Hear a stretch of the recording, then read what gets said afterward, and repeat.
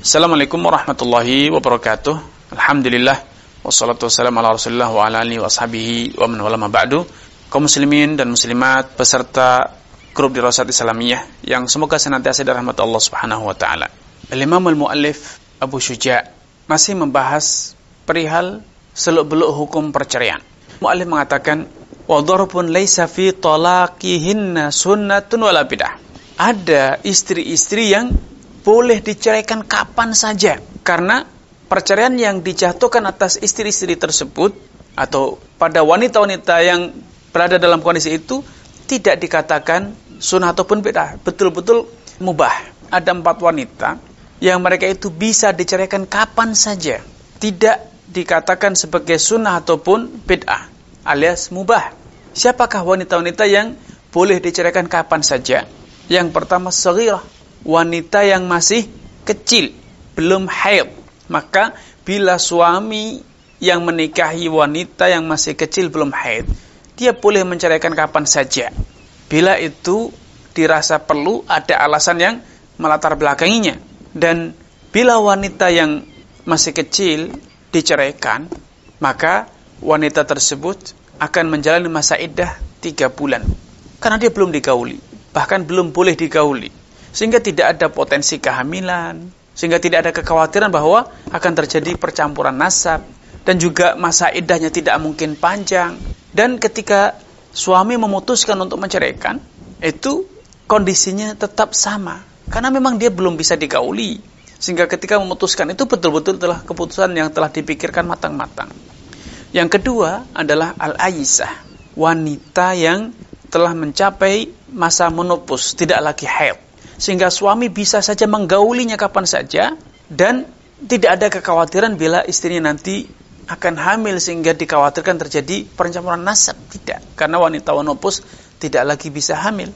Sehingga ketika suami memutuskan untuk menceraikan istrinya, padahal dia bisa menggaulinya kapan saja tanpa khawatir terganggu oleh haid atau nifas, tanpa ada kekhawatiran terjadi pencampuran nasab, maka itu biasanya keputusan yang telah diambil secara matang, alias suami betul-betul telah mempertimbangkan bahwa rumah tangga mereka tidak lagi mampu bisa dipertahankan.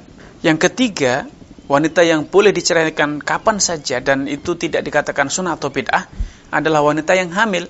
Wanita yang sedang hamil, karena wanita yang sedang hamil itu dia tidak haid, sehingga suami bisa menggaulinya kapan saja.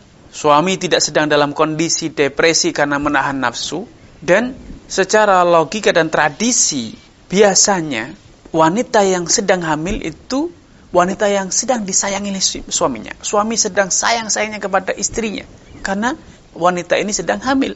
Di dalam perutnya terdapat janin, titisan dari sang suami. Sehingga ketika suami memutuskan untuk menjatuhkan perceraian pada periode tersebut, maka biasanya itu dilatar belakangi oleh alasan yang sangat-sangat kuat. Bukan alasan yang emosional sesaat, tapi itu telah diambil normalnya telah diambil setelah memikirkan matang-matang tentang masalah dan mafsadahnya. Dan yang keempat, wanita yang keempat yang boleh diceraikan kapan saja adalah wanita yang dinikahi dan belum sempat digauli, alias belum sempat masuk ke kamar pengantin, ya, baru akad, belum sempat berkumpul, namun suami kemudian mengambil keputusan untuk menceraikan. Maka wanita tersebut secara hukum boleh diceraikan, dan perceraian ini tidak dikatakan sebagai perceraian yang haram atau bid'ah, dan juga tidak dikatakan sebagai perceraian yang sesuai dengan sunnah, alias ini sesuatu yang mubah. Kenapa? Karena logikanya ketika seorang yang baru menikah, belum sempat ketemu, belum sempat menggaulinya, idealnya suami itu ketika baru menikah dia sangat terdorong untuk memiliki hasrat yang kuat untuk bisa segera bergaul dengan istrinya. Tapi ternyata justru keputusannya sebaliknya, dia memutuskan untuk menceraikan. Maka ini indikasi kuat bahwa keputusan menjatuhkan perceraian sebelum sempat bergaul, sebelum sempat berkumpul ini biasanya sudah dipikirkan matang-matang untung ruginya, sehingga tidak ada alasan untuk melarang. Apalagi tidak ada madarat yang berlebihan melampaui batas dari terjadinya perceraian ini. Maka ini dikatakan sebagai perceraian yang mubah.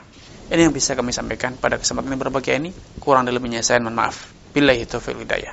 Wassalamualaikum warahmatullahi wabarakatuh.